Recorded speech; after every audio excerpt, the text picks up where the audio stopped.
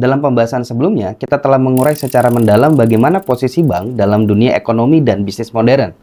Kita telah melihat dengan jelas betapa besar ketergantungan aktivitas ekonomi terhadap lembaga perbankan, sekaligus memahami peran sentral bank dalam menggerakkan roda perekonomian. Nah, setelah gambaran itu menjadi terang, maka pada pembahasan ini kita akan melangkah lebih jauh, masuk ke wilayah yang lebih prinsipal dan mendasar, yaitu menilai keberadaan bank konvensional bukan lagi dari sisi fungsi ekonominya, tetapi dari sudut pandang hukum syariat Islam.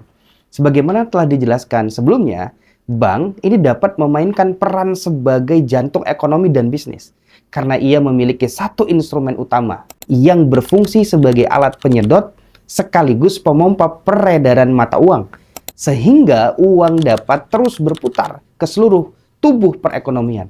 Lalu pertanyaannya, apa sebenarnya instrumen tersebut? Nah, instrumen itu tidak lain dan tidak bukan adalah suku bunga. Dengan adanya bunga, bank mampu menggerakkan roda ekonomi, menjadikannya pusat sirkulasi keuangan sekaligus pengendali ritme cepat atau lambatnya laju perekonomian.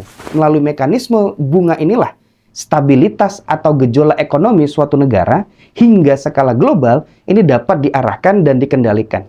Oleh karena itu, ketika kita hendak menilai dan menghukumi keberadaan bank konvensional menurut kacamata hukum syariat, maka fokus penilaian yang pertama, yang paling mendasar dan yang tidak boleh diabaikan adalah hukum dari bunga bank itu sendiri.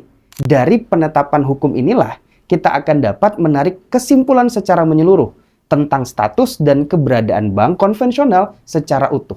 Dengan kata lain, hampir seluruh aktivitas dan transaksi dalam perbankan konvensional dibangun atas pondasi bunga. Maka menjadi tidak mungkin menilai bank konvensional tanpa terlebih dahulu memastikan bagaimana kedudukan bunga tersebut di dalam Islam.